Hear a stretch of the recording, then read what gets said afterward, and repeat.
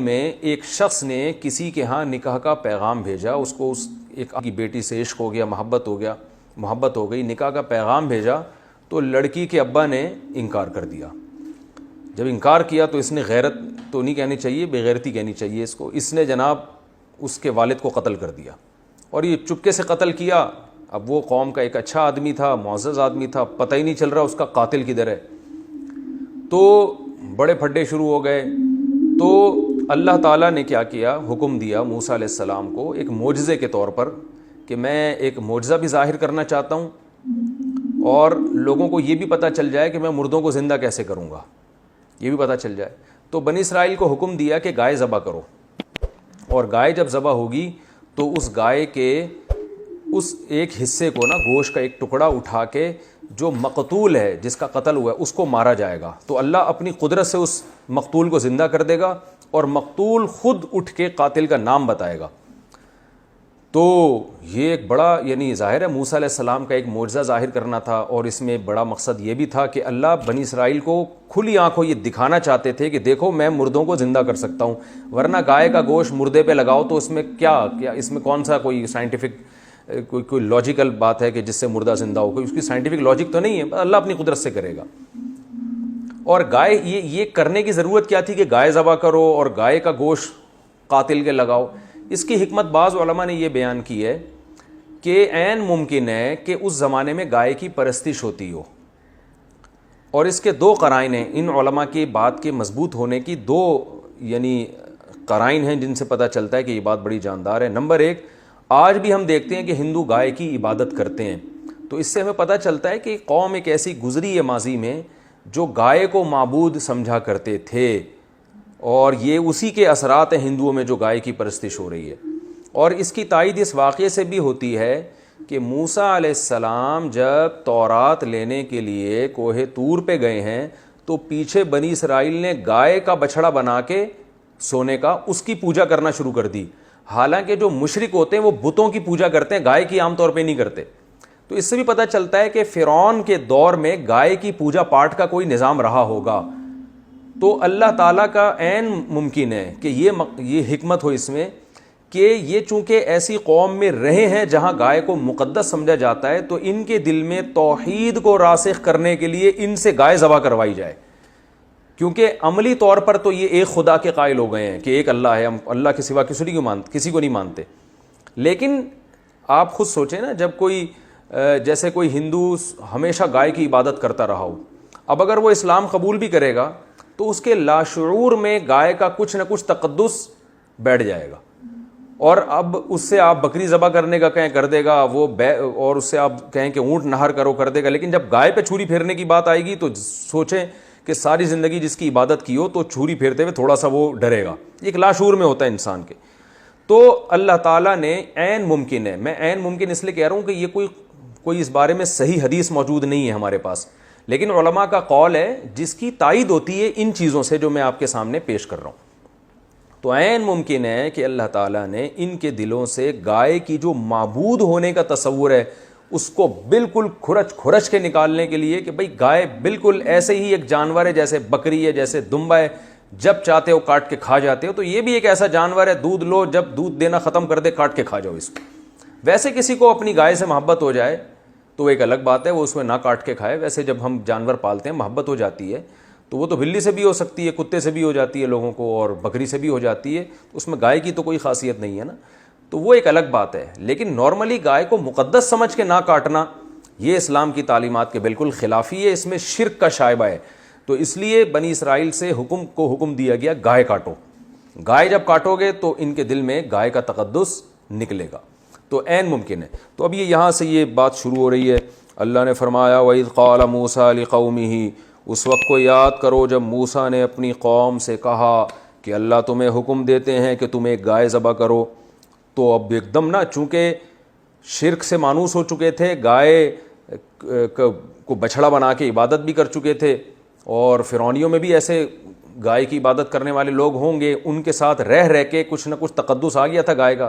تو ایک دم ان کو دماغ میں خیال آیا اور کہنے لگے اے موسیٰ اتتخذونہ ہزوا، کہ آپ ہمارے ساتھ مزاح کر رہے ہیں، کیسی عجیب عجیب باتوں کا آپ ہمیں آرڈر دے رہے ہیں۔ حالانکہ جو پیغمبر کو مانتا ہے وہ پیغمبر کے حکم کے آگے چونو چرا نہیں کرتا.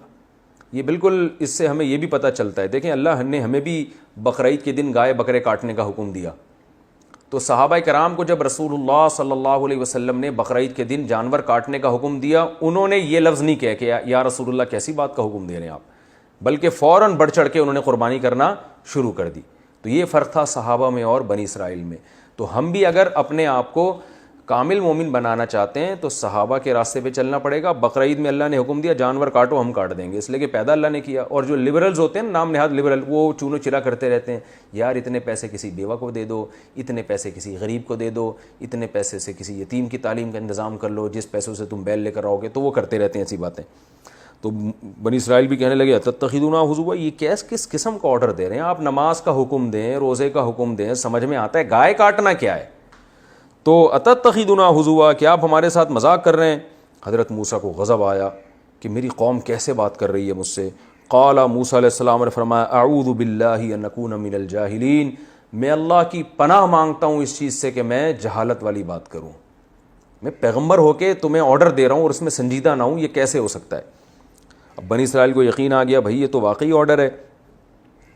قالوا, تو بنی اسرائیل کہنے لگے, اب لیت و لال سے کام لینے لگے.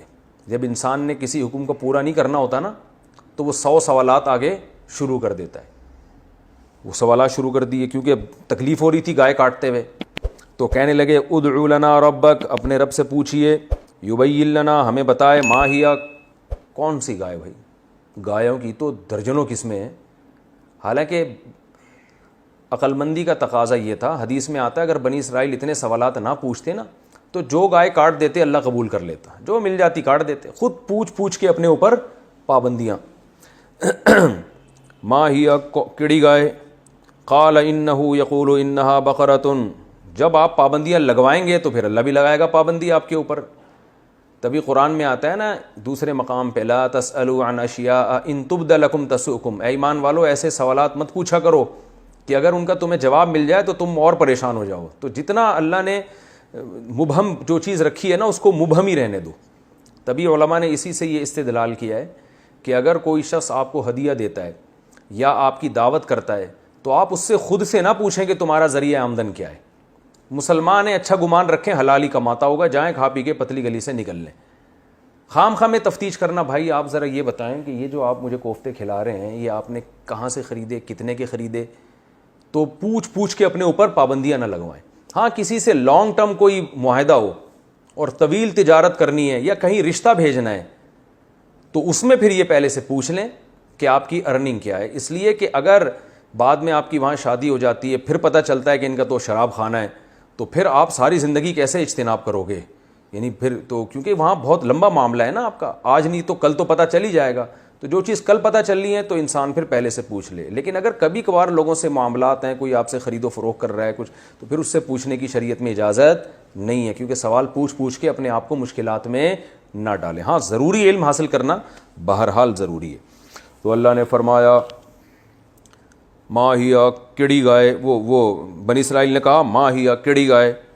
قال انہ یقول انہا بقرۃ لا فارض ولا بکر, وہ نہ تو معمر گائے ہو نہ بالکل بچی ہو, درمیانی ایج کی گائے ہونی چاہیے, بالکل درمیان میں. فافعلوا ما تؤمرون, اور پھر حضرت موسیٰ نے ان سے کہہ دیا اب جو تمہیں حکم دیا جا رہا ہے کر گزرو, مزید سوالات نہ پوچھو, بس درمیانی عمر کی گائے کاٹ دو. نہیں جی, ان کو بھی کوئی تکلیف تھی. قالوا ادع لنا ربک, اللہ سے پوچھئے, یبین لنا, ہمیں بتائے وہ, ما لونہا, کلر کیسا ہونا چاہیے. گائے تو کالی بھی ہوتی ہے, سفید بھی ہوتی ہے, لال بھی ہوتی ہے, کلر ذرا ڈیفائن ہو جائے تو ذرا ہمیں ذرا تسلی ہو جائے گی. قال انہ, حضرت موسیٰ نے فرمایا, دیکھیں اللہ یہ بھی کہہ سکتے تھے جو چاہے کلر, لیکن اللہ نے بھی ان کو سزا دی کہ جب پوچھ رہے ہو تو پھر یہ والا کلر ہونا چاہیے.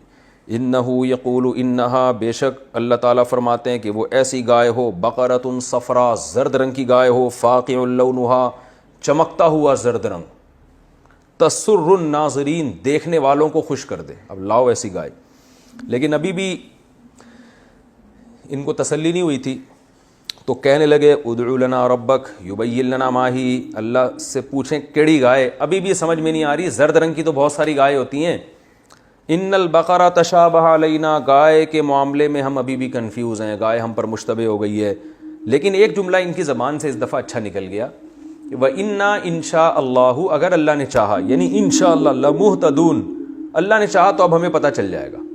حدیث میں آتا ہے یہ انشاءاللہ کہنے کی برکت تھی کہ اگلے سوال کے جواب ملنے پر انہوں نے گائے ذبح کر دی. اگر انشاءاللہ نہ کہتے نا تو ان پر اللہ کا عذاب آتا، کیونکہ اگلے سوال کا جواب بھی ان کو ملتا، اس کے بعد بھی یہ نہ کرتے، پھر وہ اور سوال پوچھتے تو اللہ کا عذاب آ جاتا کہ تم نے کرنا نہیں ہے، حجت بازی کرنی ہے بس تم نے.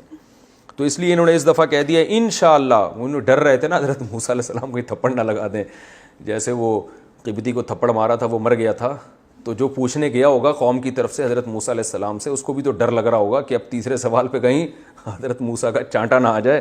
تو اس لیے اس نے کہا اے موسیٰ آپ بس اب ایک بات رہ گئی ہے وہ بتا دیں، اور انشاءاللہ اب ہمیں پتہ چل جائے گا کون سی گائے. یعنی اللہ نے چاہا تو مزید سوال پوچھنے کی نوبت نہیں آئے گی.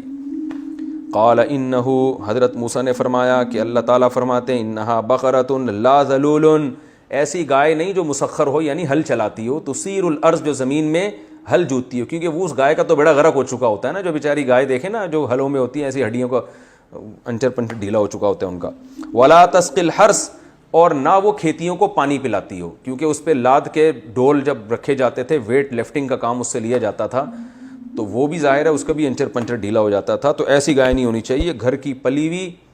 جیسے ہم قربانی میں گائے لینے جاتے ہیں نا، لوگ بتاتے ہیں بھائی گھر کا پلا ہوا جانور ہے، بالکل بڑے ناز و نخرے سے اس کو کھلایا پلایا گیا، کام وام نہیں لیا گیا اس سے. تو اس ٹائپ کی گائے مسلمۃ لا شیۃ فیہا، ہر عیب سے پاک ہو، لا شیۃ فیہا، کوئی عیب نہ اس میں. قالوا، اب چونکہ ڈرے ہوئے تھے تو بہرحال مسلمان، ایمان تھا اللہ پر، تو کہنے لگے الآن جیت بالحق، اے موسیٰ ہون تسی صحیح بات کر دیو. الآن کا معنی کیا ہے؟ اب، رائٹ ناؤ کہتے ہیں نا انگلش میں. اب ہون، جسے پنجابی میں جو ہم نے سنا ہے، تلفظ میں گڑبڑ ہو سکتی ہے بھائی، ہون آپ نے صحیح بات کی ہے. فذبحوها، اللہ فرماتے ہیں انہوں نے ذبح تو کر دی گائے. وما کادو، کادا یکادو بہت قرآن میں آتا ہے، یاد رکھیں. کادا اصل میں کہیدہ تھا سمیع کی طرح، یکادو اصل میں یک یدو تھا. تو اس کا معنی ہوتا ہے سمیع یسمعو کی طرح ہے، اس کا معنی ہوتا ہے بہت جلد کوئی کام کر لینا، یعنی بہت جلد. جیسے کادا، میں اگر اپنے بارے میں کہوں گا نا تو یا میں کسی شخص کے بارے میں کہوں گا کادا زیدن یفعل، قریب ہے کہ زید یہ کام کر لے. بس جو کرنے والا ہوتا ہے، گوئنگ ٹو ڈو، جسے انگلش میں کہتے ہیں نا I am going to do this, یا I am about to sleep جیسے کہتے ہیں، میں بس سونے ہی والا ہوں، یا I am going to sleep, یا I am going to take rest, یا گوئنگ ٹو ڈو دس. کچھ بھی اس طرح کے جو اسٹرکچر استعمال ہوتے ہیں انگلش میں بھی اردو میں بھی، بس میں کرنے والا ہوں، یا یہ کام بس ہونے ہی والا، I am about to reach, میں پہنچنے ہی والا ہوں. تو یہ ہے کادا یکادو کا مطلب. اور ما کادا کا مطلب یہ کام ہونے ہی نہیں والا ہے، یعنی اس کے الٹ کر دیں آپ اس کو. تو اللہ فرماتے ہیں وما کادو یفعلون، یہ ایسے تھے ہی نہیں کہ یہ کام کر لیتے، یعنی بجائے اس کے کہ یہ کام ہونے ہی والا ہے، بلکہ یہ کام ہونے والا ہے ہی نہیں.